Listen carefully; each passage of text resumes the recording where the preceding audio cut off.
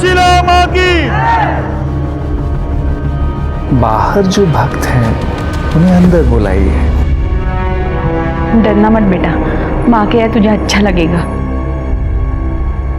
चलिए, माताजी ने आपको बुलाया। चलो बेटा। सुशीला माँ की जय हो। खुश रहो। माँ, ये मेरी बेटी है रूपा, इसे अपने चरणों में ले लो माँ, इसका कल्याण करो। बेटी, तुम यहाँ हमारे साथ रहोगी? हाँ। तुम हमारी सेवा कर पाओगी? आओ मेरे पास आओ। यहाँ नहीं, यहाँ बैठो।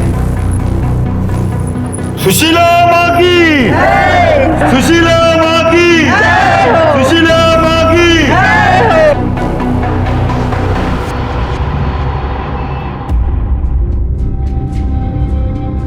अरे आनंद, आज कॉलेज नहीं जाना है क्या? आई,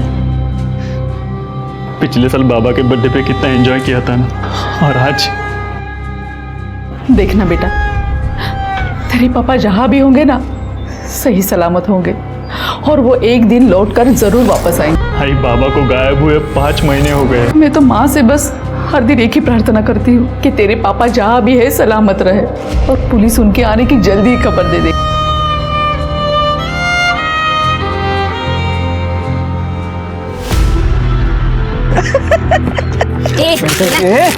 क्या कर रही है तू? वो खा मत यार, मोटी हो जाएगी तू। कीड़ा है तू। येड़ा में क्या? अरे पागल, तेरे जितना ये डांग में से कोई भी नहीं है। तू हम सबकी माँ है, माँ। सच तो कह रहा है मोहित। क्या करिए तू? क्या करिए तू रोड पे? मकरंद, तेरे को बोला है बीच में नहीं बोलने का। बाबा क्या गलत किया? चल, क्या गलत किया? पापा! चल, पापा! चल, क्या करता है? बस, क्या किया मैंने? सड़क के किनारे आवारा लड़कों के साथ मटरगश्ती कर रही थी, बाजारों औरतों की तरह हंस रही थी, और मुझसे पूछे क्या किया मैंने? दोस्त है वो मेरे बाबा। आए थे दोस्त तुम्हारे? सड़क चाप टपोरी नहीं है। अरे आई सिर्फ हंसी मजाक कर रहे थे हम लोग। क्या गलत किया मैंने? अरे क्या करता है? शांत हो बाबू। मैं इसकी जल्द से जल्द शादी करा दूंगा, नहीं तो ना करके चली जाएगी, पता भी नहीं चलेगा। और सुन, तू घर के अंदर रहेगी, बाहर निकलेगी ना तो टांग तोड़ दूंगा तेरी। संभाल इसको। आओ, आई भाभी ना, ऐसा कोई करता है क्या? बेटा तू चुप हो जा, मैं बात करती हूँ उनसे। मुझे शादी नहीं करनी आई। चुप हो जा बेटा, मैं बात करती हूँ उनसे।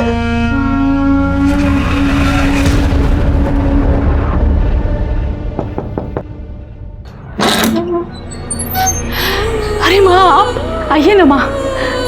सुशीला माँ की, सुशीला माँ की, सुशीला माँ की। खुश रहो।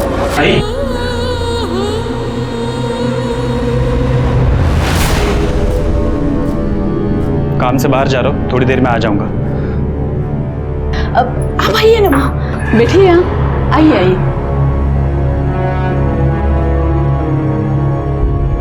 माँ, आप तो जानती है आजकल के बच्चों को, उनको अध्यात्म में कोई रुचि नहीं है। उसकी तरफ से मैं आपसे माफी मांगती हूँ। इसकी कोई आवश्यकता नहीं। आध्यात्म तो हर इंसान के अंदर होता है, और सही समय आने पर अनंत खुद ही उसे पहचान लेगा। अब धन्य हो माँ, अब धन्य हो। माँ, अगले महाप्रसाद की तारीख तय कर लेते हैं। हाँ, इसीलिए तो हम यहाँ आए हैं।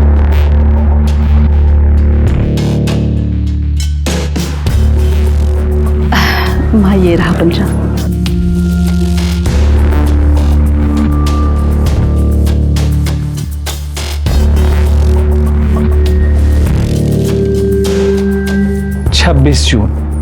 छब्बीस जून का शुभ मुहूर्त है, और स्थान हमेशा की तरह छाया का घर होगा। आपने तो मुझे धन्य कर दिया माँ। बोलो सुशीला माँ की, सुशीला माँ की, सुशीला माँ की। छाया, जो अमूल्य प्रसाद तुम हमारे मंदिर से लेकर आई थी, वो हमारे सभी भक्तजनों में बांट दो। जी, अभी लाती। उसकी कृपा से हमारी इस बार की पूजा भी सफल होगी। अरे देखो, ये मेरी बेटी प्राची। आओ बेटा, रखो वहां पे। बस बस बस बस बस। तो ये है मेरी बेटी प्राची। अरे पंडित ने तो कहा है दोनों की कुंडली मिल रही है एक दूसरे के साथ। हमें तो लड़की पसंद है। अब ये बताइए, आप अपनी बेटी के सुख सुविधा के लिए क्या क्या कर सकते हैं? हाँ, जैसा आप हो, मतलब 2 व्हीलर, गोल्ड, सिल्वर, कैश, जो आप हो हम तैयार है सबके लिए। हाँ। इसे दहेज कहते हैं। अरे आप तो एक वकील की नौकरी करते हैं ना, आपको नहीं लगता दहेज मांगना या देना एक अपराध है? और तुम दहेज लेने में विश्वास रखते हो? हाँ, क्या कर रहे हो? करण जी, ये सब क्या चल रहा है? अरे कुछ नहीं। क्या यही संस्कार सिखाया आप लोगों ने उसको? अच्छा अंकल, और जो यहाँ आप अपने बेटे का सौदा करने आए हो, ये कहाँ के संस्कार है? हमें इस घर से रिश्ता नहीं जोड़ना। चलो। ऐसा सुनो तो मेरी बात। सुनो तो। अजिंक्य बेटा, सुनो मेरी बात। अरे सुनो, क्या कर रहे हैं? चुप बैठ। तुमको बोला था ना मैंने, ये अपना नाक काटेगी। देखा, काट दिया ना नाक हमारे। अरे तो क्या गलत किया मैंने? जब शादी हम दोनों को करनी है तो दहेज किस बात से देना है फिर? चुप बैठ, जबान काट दूंगा तेरी। अब मैं जाऊंगा वहां पे, हाथ पे जोड़ूंगा उनको शादी के लिए राजी कराऊंगा। तुझे अजिंक्य से ही शादी करनी पड़ेगी, समझी? अंदर जा तू। भाई साहब, आओ। भाई साहब, हाँ, ऐका तरी कुठे चाललात? चाहे कुछ भी हो जाए, ये शादी होगी ही नहीं।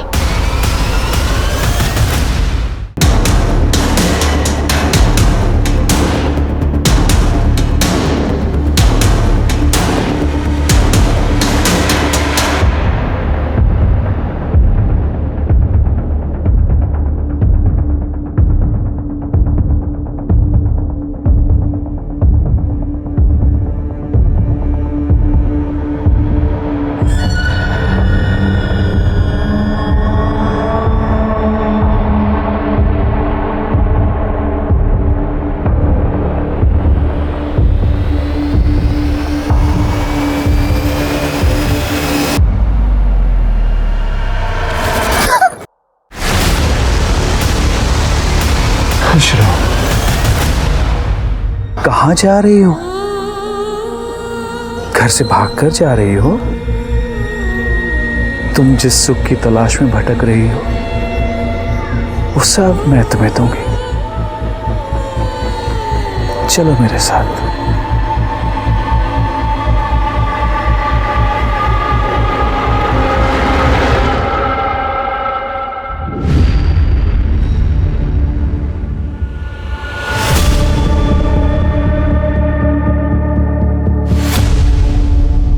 नमस्कार, मैं सोनाली कुलकर्णी क्राइम पेट्रोल 70 के इस नए अध्याय में आपका स्वागत करती हूँ। आज के मॉडर्न जमाने में जहाँ लोगों को सुलझा हुआ और बहुत समझदार होना चाहिए, वहीं लोग अजीबोगरीब प्रथाओं और गतिविधियों में लिप्त नजर आते हैं। ऐसा लगता है जैसे लोग अब अपने फायदे के लिए अहिंसा की जगह हिंसा का मार्ग चुनना बेहतर समझते हैं। कुछ लोग अब इंसानियत और हैवानियत में हैवानियत को चुनते हैं। लोग एक बात भूल जाते हैं कि अगर आज वो हैवान बन सकते हैं तो कोई उनसे बड़ा हैवान भी बन सकता है, क्योंकि हर शेर को एक सवा शेर जरूर मिलता है। आप लोग श्योर हैं कि वो भाग गई है? I mean, किसी दोस्त या सहेली के यहाँ गई होगी? नहीं सर, मैंने उसके सारे दोस्तों के यहाँ पता किया, लेकिन प्राची कहीं पे नहीं। और सर, उसका फोन भी बंद आ रहा है। प्राची अपने सारे कपड़े और सामान भी साथ में लेके गई। और एक बात सर, कल वो मुझे बार बार गले लगा रही थी और एक ही बात बोल रही थी, आई लव यू आई। और तभी मुझे पता चला कि वो घर छोड़ के जाने वाली है। ये मेलोड्रामा, ये तो नाटक है ना, बंद कर, समझी? साहब, वो दरअसल प्राची को देखने के लिए लड़के वाले आए थे। प्राची को शादी नहीं करनी थी, इसीलिए वो घर छोड़कर चली गई है, बस। कोई बॉयफ्रेंड है उसका? नहीं साहब, ये मोहित वगैरह उसके बहुत अच्छे दोस्त थे, लेकिन ये सब बातें इनको पसंद नहीं थी, इसलिए वो प्राची की जल्दी से शादी करना चाहते थे। काय चुकलं माझं? हाँ, अगर शादी नहीं करा था ना तो हाथ से निकल जाती लड़की वो। हाँ, काय बोलते मुझे, मैं उसका बाप हूँ। एक मिनट, ये पुलिस स्टेशन है, तो लड़ाई करना पहले बंद कर। देखिए साहब, मैं मानता हूँ प्राची उन आवारा लड़कों के साथ खुलकर हंसी मजाक करती थी, मुझे बिल्कुल पसंद नहीं आता था। अरे लड़की की जात है, कुछ तो कंट्रोल में होना चाहिए कि नहीं, बताइए। तो कंट्रोल रखने के लिए सोल्यूशन ये मिला आपको कि शादी करा दो। ठीक है, प्राची की सारी डिटेल्स इनको दे दीजिए। फोटो लाइयो, चलो। इनके मोहल्ले वाले और पड़ोसियों से जरा बात करके देखो, और बस स्टैंड और ऑटो टैक्सी स्टैंड वहाँ भी पूछो। कल ही गई है तो हो सकता है किसी ने देखा हो। Okay sir.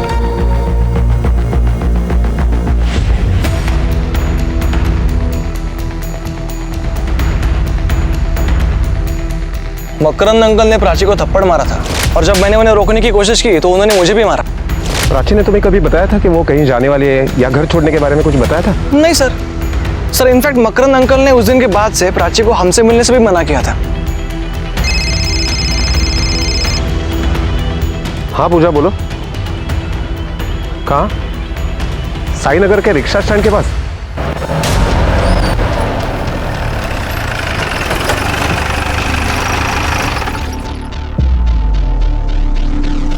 कल रात को प्राची नाम की एक लड़की मिसिंग है। उसका लास्ट लोकेशन यहीं का दिखाई दे रहा था, करीब 2 बजे। कुछ याद है? नहीं, कुछ याद नहीं है साहब। ये देखो, ये लड़की थी। हाँ याद आया साहब। वो क्या हुआ ना, कल मैं मेरा टिफिन दुकान पे ही भूल गया था, इसलिए मैं रात को लेने को आया। तब मैंने इस लड़की को एक औरत के साथ देखा था साहब। कौन थी वो औरत? वो तो पता नहीं साहब, क्योंकि मैं उसे ठीक से देख नहीं पाया साहब, लेकिन अच्छे घर के लग रही थी साहब, क्योंकि साड़ी और जेवर पहने थे उसने। और कुछ याद आ रहा है? नहीं साहब। इसका मतलब है प्राची ने टैक्सी या ऑटो नहीं ली थी, लेकिन वो गई कहाँ?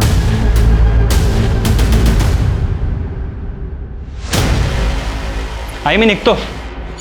अरे अनंत बेटा, खाना रख लिया ना? हाँ आई। और वो मेडिकल किट? आई 3 दिन हाइकिंग पे जा रहा हूँ, उस हिसाब से सब ले लिया है। हाइकिंग पे ज्यादा सामान नहीं ले जा सकते ना। हाँ बाबा समझी। अच्छा ध्यान रखना अपना। आप भी ख्याल रखना। हाँ हाँ।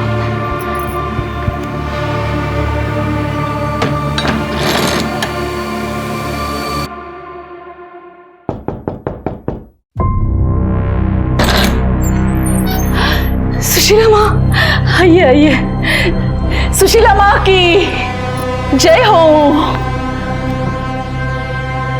खुश रहो।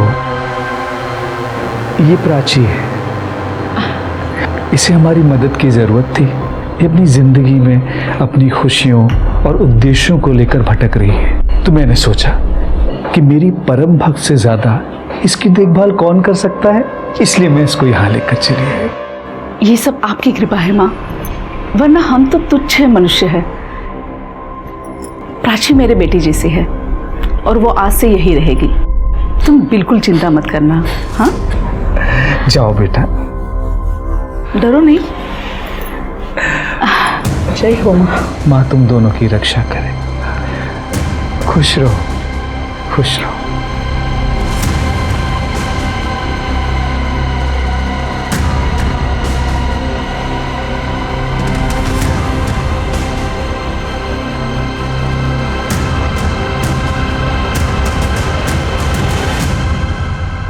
प्राची, इसे बस अपना ही घर समझना, बिल्कुल चिंता मत करना। हाँ चलो आओ। अरे शर्मा क्यों रही हो, आओ, तुम्हें तुम्हारा कमरा दिखाती हूँ। आ जाओ।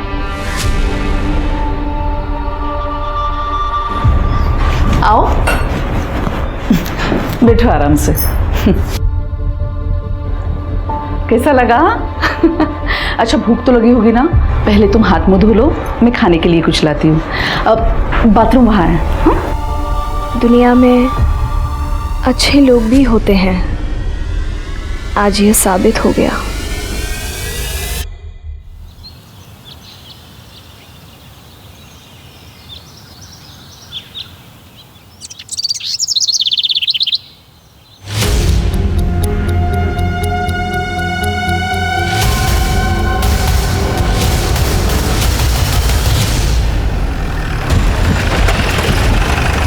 सर उधर।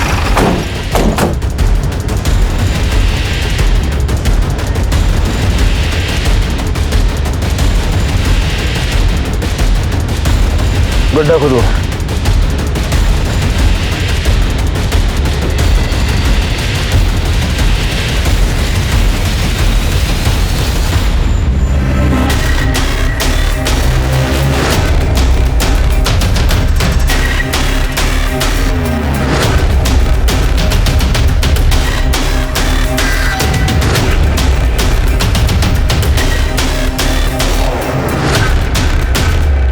सर 4 स्केलेटन्स मिले हैं सर। ये देखिए।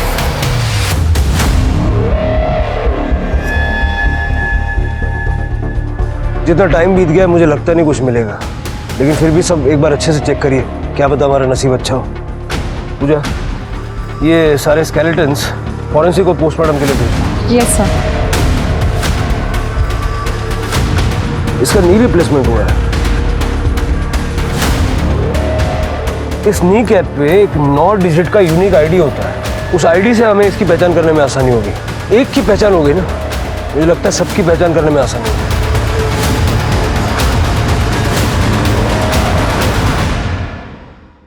वाह काकी, ये कुर्ता कितना सुंदर है। आप इन्हें बेचती हैं क्या? हाँ, इन्हें मैं होलसेल मार्केट से खरीदती हूँ, फिर यहाँ के लोकल शॉप में बेचती हूँ। लेकिन अभी मुझे इस काम में किसी की सहायता की ज़रूरत है। मैं सोच रही हूँ क्यों ना तुम ही मेरा हाथ बटा दो, हम दोनों साथ में मिलकर बेचेंगे। लेकिन पहले ये महापूजा होने दो। चलो, उस केस पर हमारे खबरियों को काम पे लगा दिया। सर, पोस्टमार्टम रिपोर्ट के मुताबिक 3 बॉडी फीमेल्स की है जिनकी उम्र 18 से 25 साल के बीच में है, और 1 बॉडी मेल की है जिसकी उम्र 45 से 50 साल के बीच में है, और सिर्फ तीनों लड़कियों की मौत के बीच में 6-6 महीने का गैप है। पहली मौत हुई थी 1.5 साल पहले, दूसरी मौत हुई थी 1 साल पहले, और तीसरी मौत हुई थी 6 महीने पहले। मौत की वजह? सर, किसी भारी चीज से बार बार वार करने की वजह से मौत हुई थी। और वो आदमी? सर, उसकी मौत 5 महीने पहले हुई थी, लेकिन मारने का तरीका सेम था। और सर, हमें जो नी कैप मिला था वो इसी आदमी का था, और उसके यूनिक कोड से हमने पता लगा लिया है कि उसका ऑपरेशन वर्षा ऑर्थोपेडिक क्लिनिक में हुआ था। नाम क्या उसका? प्रमोद मसूरकर, गोकुल सोसाइटी में रहता था। ये प्रमोद मसूरकर वही है ना जिसके मिसिंग कंप्लेंट हमारे पुलिस स्टेशन में कुछ दिनों पहले हुई थी? जी सर, मैंने दोबारा चेक किया, उसकी वाइफ छाया ने कंप्लेंट की थी। ये आदमी उन 3 लड़कियों के साथ उस गड्ढे में पहुंचा कैसे? कनेक्शन क्या है? अरे अनंत, तू तो 3 दिनों बाद आने वाला था, इतनी जल्दी कैसे आया? तबीयत ठीक नहीं लग रही थी इसलिए वापस आ गया। क्या हुआ तेरी तबीयत को? ठीक तो है? छाया मसूरकर? जी हाँ, आइए ना, अंदर आइए। आपके पति प्रमोद मसूरकर के बारे में बात करनी थी। अब कहाँ है मेरे पति, कुछ पता चला क्या? देखिए, मुझे बताते हुए अफसोस हो रहा है कि उनकी मौत हुए काफी दिन हो चुके हैं। क्या? उनकी बॉडी पूरी तरह से डिकम्पोज हो गई थी और हमें बेसिकली उनका कंकाल मिला। उनकी नी रिप्लेसमेंट सर्जरी हुई थी और उस नी कैप के नंबर के आधार पर हम अब तक पहुंचे।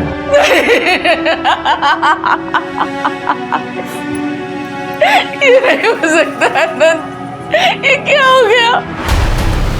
इन्होंने कभी किसी का कुछ बिगाड़ा नहीं था, किसने किया इनके साथ?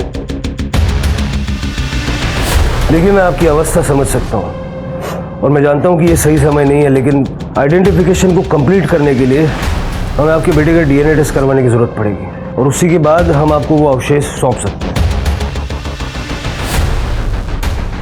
डीएनए टेस्ट के लिए कब और कहाँ आना है आपको ये बता दें। जी सर।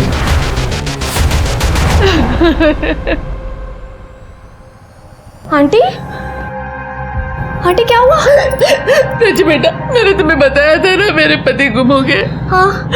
अभी अभी पुलिस ने आकर बताया कि उनकी लाश मिल चुकी है। आई, ये कौन है? ये प्राची है बेटा, ये भी बड़ी मुसीबत में थी। सुशीला माँ ने मुझे इसकी देखभाल करने के लिए बुलाया।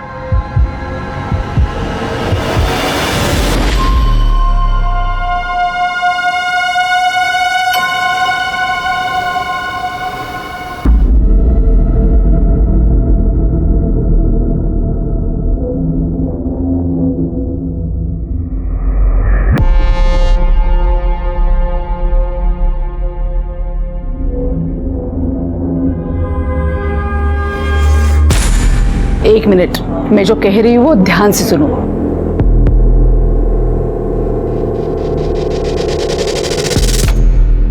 एक क्लू इतना बारीकी से देख लिया, लेकिन अभी तक ये समझ में नहीं आ रहा है कि एक कैब ड्राइवर प्रमोद मसूरकर को कोई क्यों मारेगा। सर, ऐसा भी तो हो सकता है ना कि तीसरी लड़की की लाश को जब कातिल गड्ढे में डाल रहा था तब प्रमोद मसूरकर ने कातिल को देख लिया और इसीलिए कातिल ने उसे मार दिया। ऐसा होता तो कातिल उसको ऑन द स्पॉट मार डालता, 1 महीना वेट क्यों करता? प्रमोद मसूरकर का उन तीनों लड़कियों से स्ट्रॉन्ग कनेक्शन है। सर, छाया मसूरकर आई है। छाया जी, हम फिर से एक बार जानना चाहते हैं, जिस दिन आपके पति गायब हुए उस दिन एग्जैक्टली हुआ क्या था? अनंत उस दिन बाहर चला गया था, तो मैंने सोचा कि मेरे भाई विलास के घर चली जाती हूँ। प्रमोद ने मुझसे कहा था कि वो अपनी कैब से मुझे छोड़ आएंगे। हम जब वहाँ चले गए, अरे आइए ना, थोड़ी देर अंदर चलते। नहीं, अभी धंधे का टाइम है, बाद में आता हूँ। बाय। सर यही बैठा था मैं उस दिन जब छाया आई अंदर, मुझसे मिली और हम लोग अंदर चले गए। पूरे दिन छाया हमारे साथ ही थी। रात तक प्रमोद घर नहीं आया, उसका फ़ोन भी बंद था, तो हमें चिंता हुई। दूसरे दिन हमने मिसिंग कंप्लेंट लिखवाई, फिर पता चला कि प्रमोद नहीं रहा। अगर मुझे पता होता कि उस दिन मैं उसे आखिरी बार मिलने वाला हूँ तो मैं घर के बाहर जाके उसे ज़रूर मिला था। तुम्हारा कहने का मतलब है कि तुमने उस दिन प्रमोद को नहीं देखा?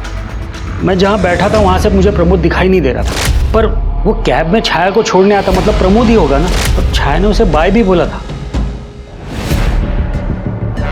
ये भी तो हो सकता है कि कैब उस दिन प्रमोद नहीं बल्कि कोई और चला रहा हो, और छाया ने ये दिखाने की कोशिश की हो कि वो प्रमोद को बाय कर रही थी। सर अगर वो प्रमोद था भी तो हमें ये नहीं पता कि वो यहाँ से कहाँ गया, उस गड्ढे तक कैसे पहुँचा। सर इनफैक्ट हमें आज तक उसकी कैब भी नहीं मिली है। एक मिनट सर।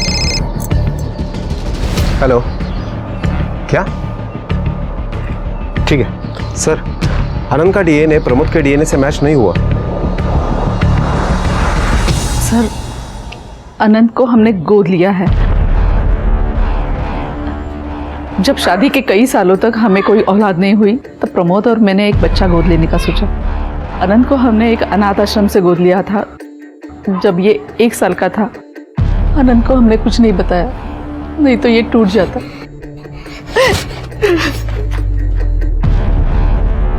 मेरा आनंद समझदार है, वो समझ जाएगा। विलास ने हमें बताया कि आखिरी दिन वो प्रमोद से मिला नहीं। प्रमोद ही आपको विलास के घर छोड़ने आया था? हाँ बिल्कुल, भला उनकी कैब और कौन चलाएगा, और मैं किसी और को क्यों चलाने दूंगी। देखिए इंस्पेक्टर साहब, मेरे पति के जाने के बाद आप उन्हें और मुझे बदनाम मत कीजिए। मैं अपनी जिंदगी में सब कुछ खो चुकी हूँ, अब मुझे मेरी इज्जत और सम्मान नहीं खोना है।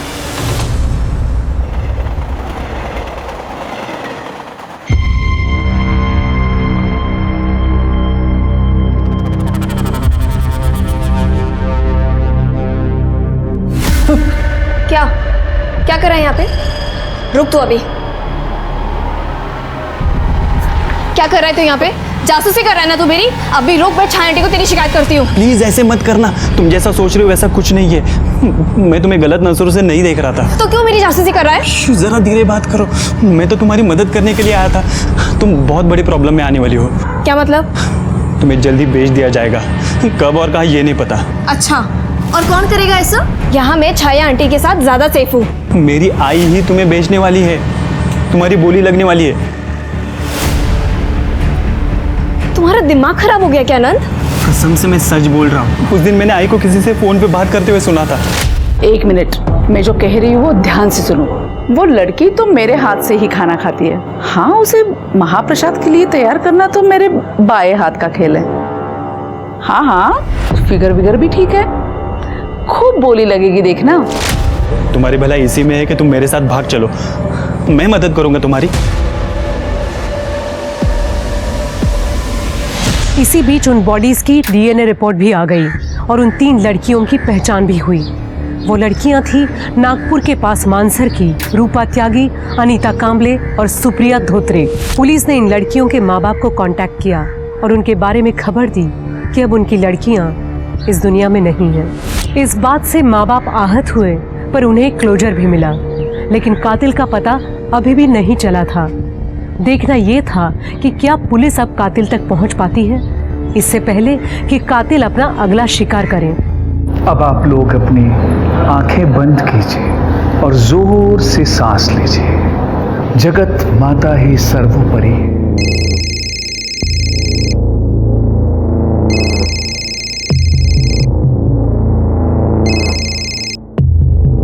आंखें बंद कीजिए और एक लंबी सांस लीजिए।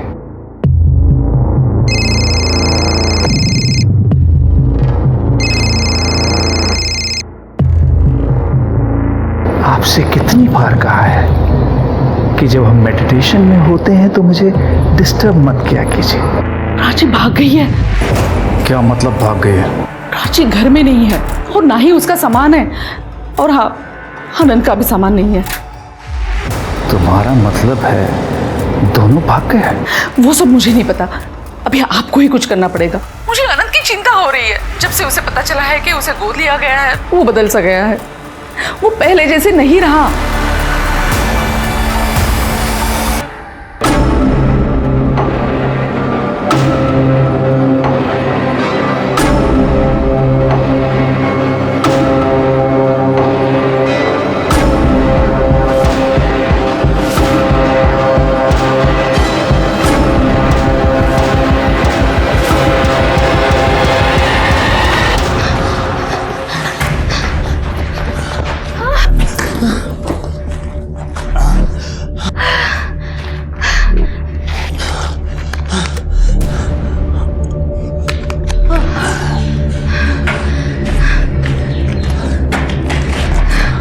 तुम मुझे यहाँ क्यों लेके आए हो?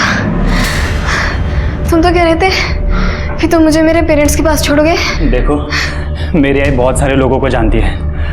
अब तक उसने लोगों को हमारे पीछे लगा दिया होगा, और वो सबसे पहले तुम्हारे घर जाएंगे। तो हमारी भलाई इसी में है कि हम कुछ दिन छुप के रहें। उसके बाद मैं तुम्हें तुम्हारे घर ले जाऊंगा, पक्का।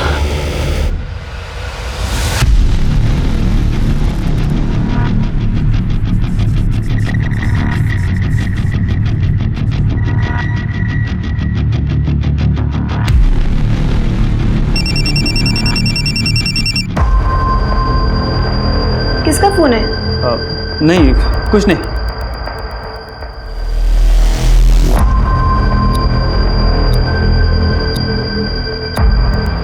अरे भाई, इसको देखा किधर?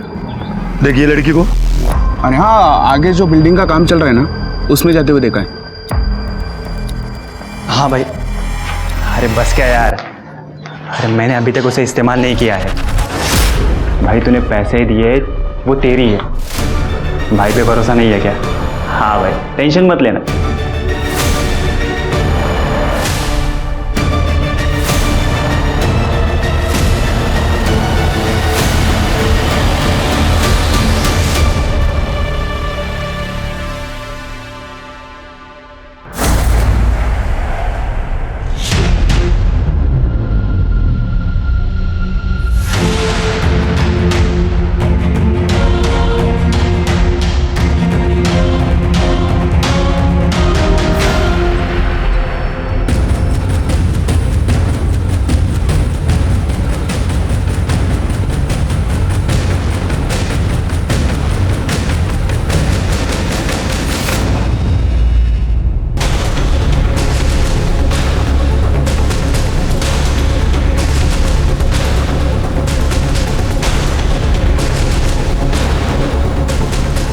हेलो सर, जिस लड़की की मिसिंग कंप्लेंट थी वो मिल गई है मुझे।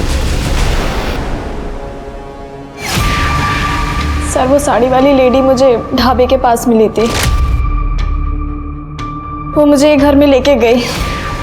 उस औरत ने मुझे रहने की जगह दी, खाना दिया, और ये भी कहा था कि वो मुझे आगे जाके काम भी देगी।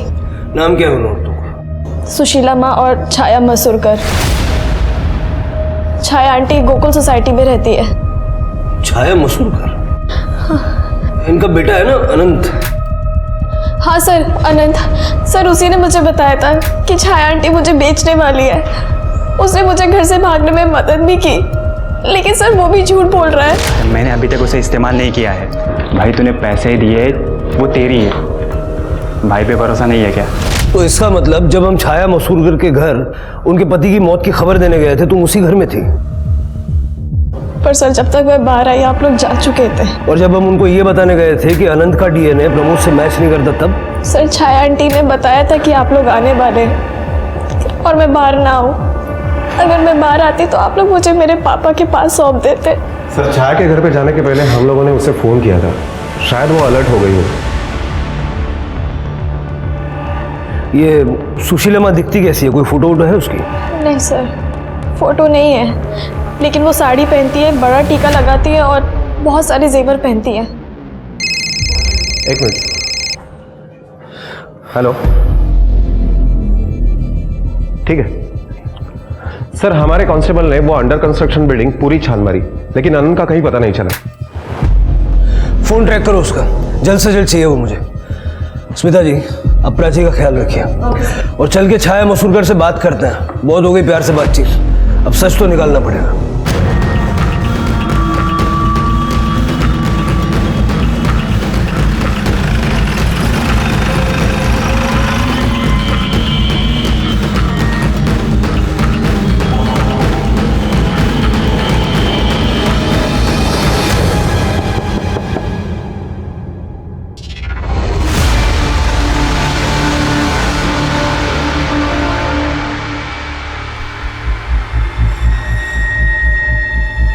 पूजा,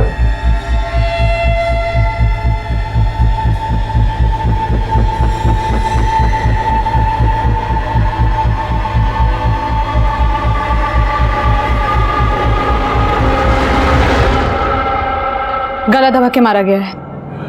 सारा घर अच्छे से चेक करिए।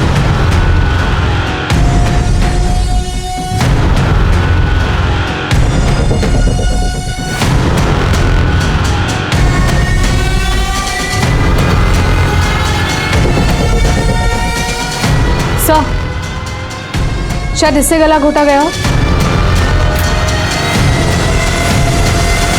सर, दरवाजे पर फोर्स एंट्री के कोई भी निशान नहीं मिले। इसका मतलब है छाया कातिल को जानती थी और छाया का मोबाइल भी गायब है।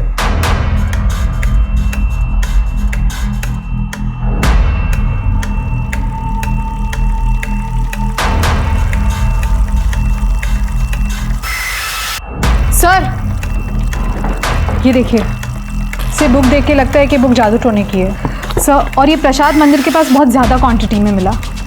और सर, ये सीडीज, सर इन सीडीज पे शायद उन 3 लड़कियों के नाम मिले हैं जिनकी स्केलेटन्स हमें उस गड्ढे में मिले थे। सुप्रिया धोत्रे, अनीता कांबळे, रूपा त्यागी।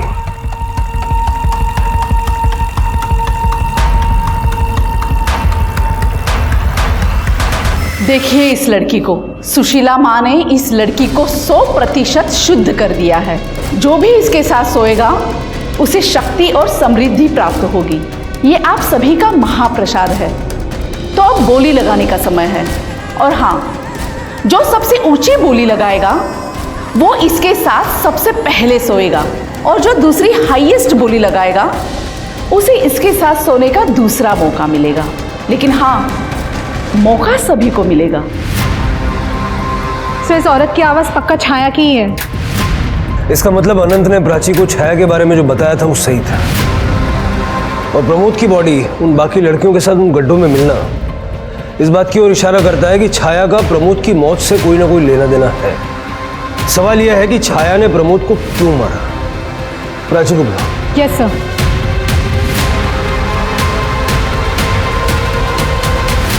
प्राची, क्या अनंत ने घर से भागने से पहले छाया का खून किया था? नहीं सर, नहीं पता। उस दिन हम लोग सुबह जल्दी निकल गए थे घर से। तो हॉल खाली था? जी सर। इसका मतलब अनंत ने वापस आकर छाया का खून किया, या हो सकता है छाया को किसी और ने मारा है। प्राची, प्राची, बाबा, बाबा,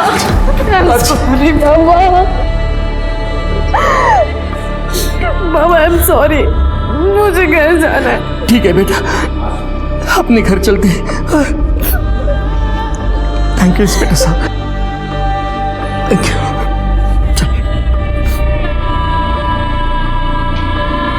सर, आनंद पकड़ा गया है।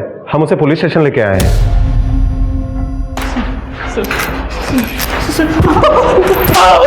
सर, आपको कोई गलतफहमी हुई है सर। मैं प्राची की डील नहीं कर रहा था। मैंने उस दिन आई को किसी से फोन पे बात करते हुए सुना था। वो लड़की तो मेरे हाथ से ही खाना खाती है। हाँ, उसे महाप्रसाद के लिए तैयार करना तो मेरे बाएं हाथ का खेल है। हाँ हाँ, फिगर विगर भी ठीक है, खूब बोली लगेगी देखना। लेकिन मुझे नहीं पता वो फोन पे किसके साथ बात कर रही थी। मुझे यकीन ही नहीं हुआ कि मेरी सीधी सादी आई ऐसा भी कर सकती है। उस दिन मैंने अपने कानों से सुना, इसलिए मैंने प्राची को बचाने का सोचा सर। ताकि तू प्राची को किसी और को बेच सके। हाँ? बोल। नहीं सर। किसको बोल रहा था? जब मर्जी आके ले जाना। सर वो मैं अपने दोस्त के सेकंड हैंड कार के बारे में बात कर रहा था, आगे मैंने किसी को बेची थी, ब्रोकरेज के लिए कर रहा था सर। सर कसम से मैं प्राची के बारे में बात नहीं कर रहा था। जब प्राची तेरे हाथ से निकल के भाग गई तो घर जाके अपनी आई का मर्डर कर दिया। सर कसम से मैंने अपने आई को नहीं मारा, मैं तो घर जाना ही नहीं चाहता था। मैंने सोचा मुंबई जाऊंगा, अपनी लाइफ बनाऊंगा। सर हाँ, कल सुबह सुशीला माँ घर आने वाली थी आई को मिलने। वो मुझे कभी पसंद नहीं आई सर, पर आई उनके साथ खुश रहती थी, इसलिए मैंने कभी उन्हें मना नहीं किया। सुशीला माँ नंबर है उसका? नहीं सर। जब तक इसकी कहानी वेरीफाई नहीं हो जाती ये यहीं रहेगा। इस सुशीला माँ को ढूंढना पड़ेगा। चलो तब तक प्राची से बात करते हैं। साहब मेरी बेटी प्राची फिर से गायब हो गई है। फिर से? जी। कैसे, क्या हुआ, क्या था? साहब प्राची के घर आने के बाद मैं शिरडी चली गई थी साईं बाबा का दर्शन करने, और आज सुबह जब मैं आई घर पे तो प्राची घर पे नहीं थी। हाँ साहब, रात तक सब कुछ ठीक ठाक था साहब। प्राची इसके आने का इंतजार भी कर रही थी। सुबह उठकर मैंने देखा तो प्राची घर पर नहीं थी, उसका फोन भी यहीं पे पड़ा हुआ था। ऐसे कैसे फोन छोड़ के चली गई? कहाँ गई होगी?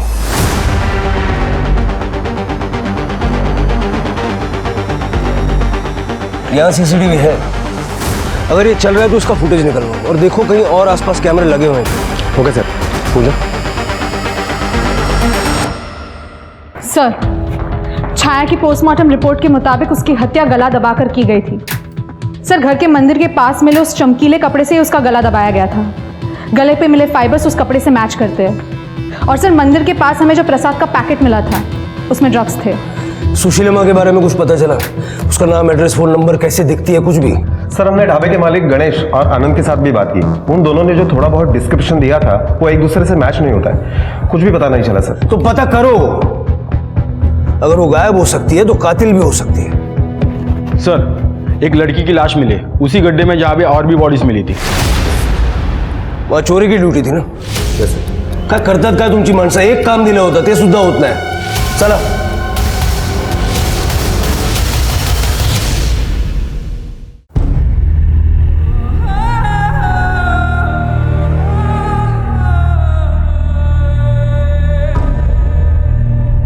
सॉरी सर, मुझे थोड़ी आग लग गई थी सर, इसलिए ध्यान नहीं दे पाया।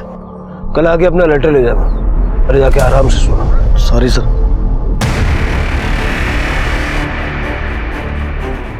सर आसपास का सारा एरिया चेक किया, मोबाइल, पर्स, आईडी ऐसा कुछ भी नहीं मिला। सर प्राची के प्राइवेट पार्ट्स के आसपास काफ़ी चोट आई है, काफ़ी टॉर्चर किया गया है उसे, रेप के भी चांसेस है। सीमेन सैंपल से क्लियर हो जाएगा। बॉडी को पोस्टमार्टम के लिए भेजो और अनंत का सीमेन सैंपल से मैच करने दो। Yes sir.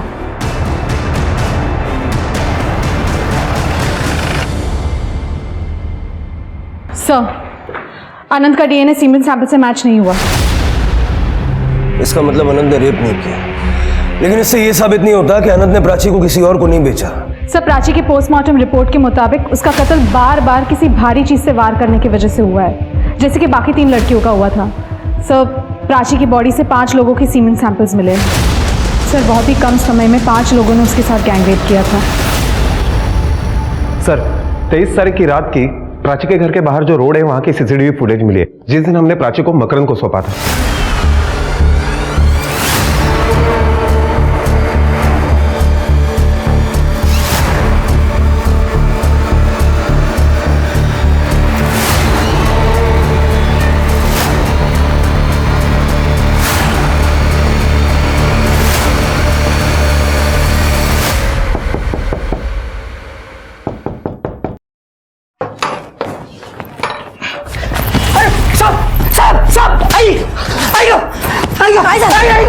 सब क्यों मार रहे मुझे? कौन थी वो औरत? कौन थी वो औरत जिसके हवाले तूने प्राची को किया? बोलने तो हड्डी पसली एक कर दूंगा। साहब आप इन पे क्यों हाथ उठा रहे हो? जब ये बताएगा ना इसने क्या किया है, आपका भी हाथ उठेगा इसके ऊपर। बता दो साहब, बता दो साहब। साहब उस दिन एक औरत हमारे घर पर आई साहब, उसने कहा प्राची अब शुद्ध नहीं रही, वो कई लोगों के साथ सो चुकी है। अगर ये बात समाज में पता चलती तो क्या होता हमारा। साहब वो औरत प्राची के बदले में मैंने पैसे ले लिए साहब। प्राची के दूध में मैंने बेहोशी की दवा डाल दी और जब प्राची बेहोश हो गई तब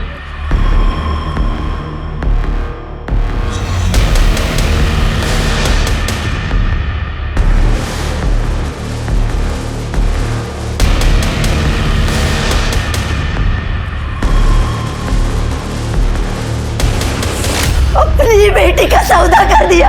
अरे तुला तर नरकात पण जागा मिळणार नाही। कौन थी वो औरत? साहब मुझे नहीं पता, सच बताता हूँ साहब। आई शपथ मैंने उसका चेहरा नहीं देखा साहब। उसका चेहरा घूंघट में छुपा हुआ था, पर ना उसने बहुत सारे जेवर पहने हुए थे और कुछ चमकीली भड़कीली साड़ी पहनी हुई थी साहब। घेऊन चला याला। साहब साहब साहब मजा ऐका ना साहब। साहब साहब मैंने कुछ नहीं किया साहब। साहब अनंत, मकरंद और वो दुकानदार गणेश, तीनों की मदद से उस औरत का स्केच बनवाओ।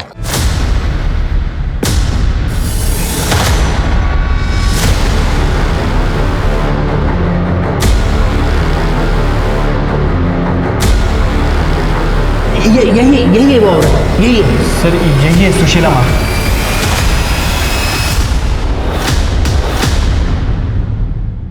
सर ये तो झाड़ेपट्टी नाटक के आर्टिस्ट है। हमारे गांव में मैंने इसे देखा था सर। इनका ग्रुप है, गांव-गांव में जाके नौटंकियां करता है। इसका असली नाम क्या है? सर नाम तो नहीं पता। अपने गांव में बात करो और इसकी नाटक मंडली और इसका नाम जरा पता करवाओ। Okay sir. जरा पता तो चले ये सुशीला माँ है कौन। सर, जाड़ीपट्टी नाटक ग्रुप जिसमें सुशीला माँ काम करती थी वो कई साल पहले टूट चुका है, लेकिन सर उसके बारे में हमने सब कुछ पता कर लिया है। सर एक चौंकाने वाली बात सामने आई है, आप यकीन नहीं करेंगे।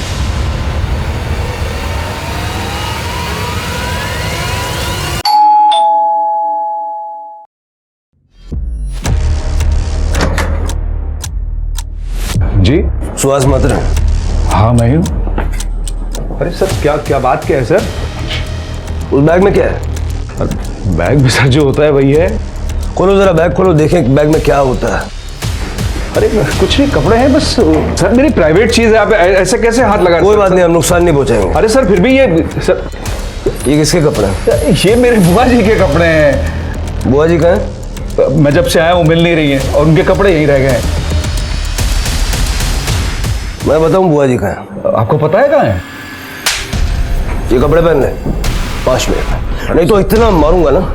उठा चल फटाफट।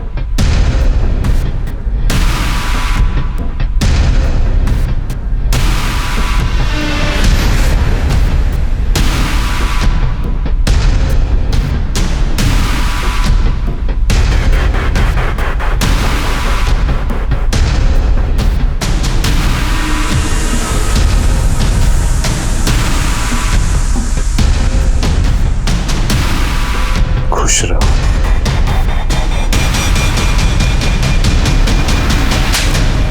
नाटक खत्म हुआ, अब कैरेक्टर से बाहर आ जा। सारी कहानी शुरू से शुरू कर चल।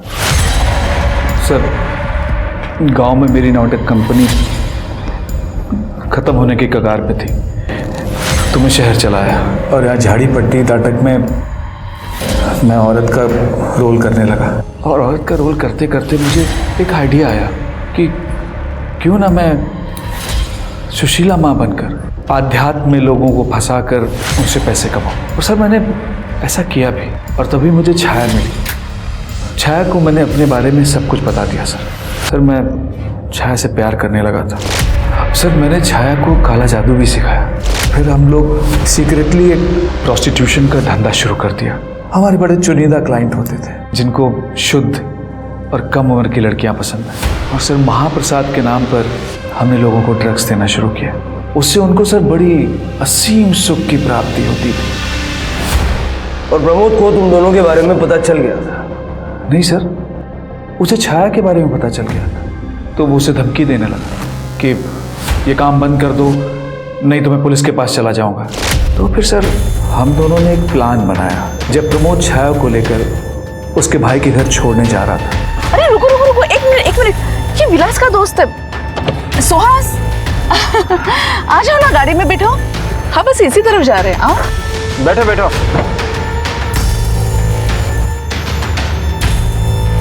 बस बस यहीं रोक दीजिए।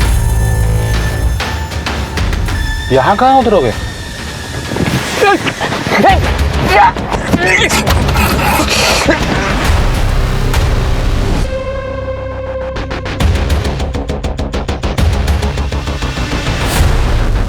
और इसके बाद तुमने छाया को घर छोड़ा और विलास को लगा कि तुम प्रमोद हो।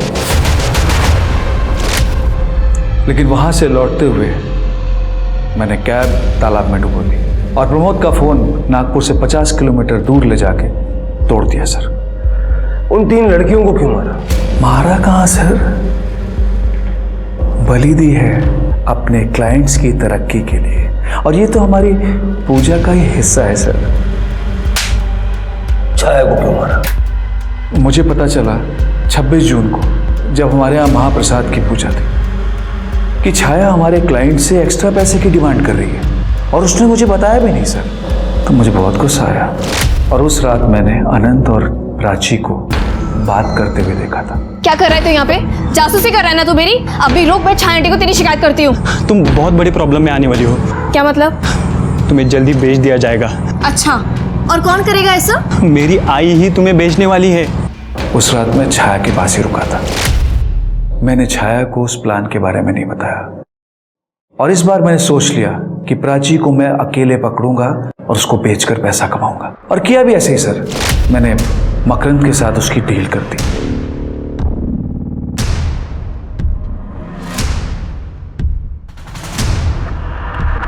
लेकिन छाया भी बहुत चालाक थी। उसे एक दिन पहले ही पता चल गया था, तो उसने मुझे अपने घर बुलाया और धमकी देने लगी। मैं तुम्हारे बारे में सब कुछ सच सच बता दूंगी। मैं पुलिस भी जाऊंगी, तुम्हारा बहाना फोड़ दूंगी मैं। अभी बताती हूँ इसको।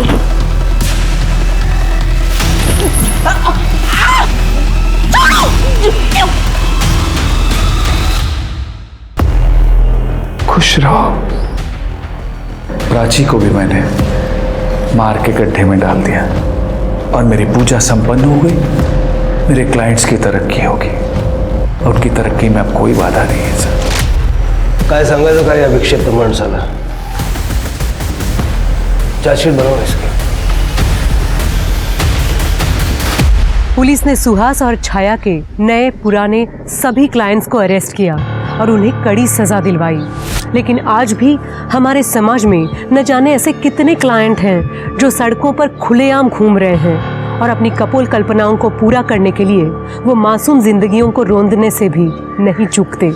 आज के दौर में तरक्की और पैसा कमाने के लिए लोग मेहनत पर यकीन नहीं करते, बल्कि वो आसान रास्ता ढूंढते हैं जिसमें दूसरों के खून से वो अपना महल बनाने का सपना देखते हैं। लेकिन वो भूल जाते हैं कि महल वही खड़ा रहता है जो आपके खून पसीने से बनता है, ना कि निर्दोष लोगों के। अब मैं सोनाली कुलकर्णी आपसे विदा लेती हूँ। फिर मिलेंगे एक ऐसे ही चौंका देने वाले केस के साथ क्राइम पेट्रोल सतर्क में। तब तक अपना और अपने परिवार का ख्याल रखिए।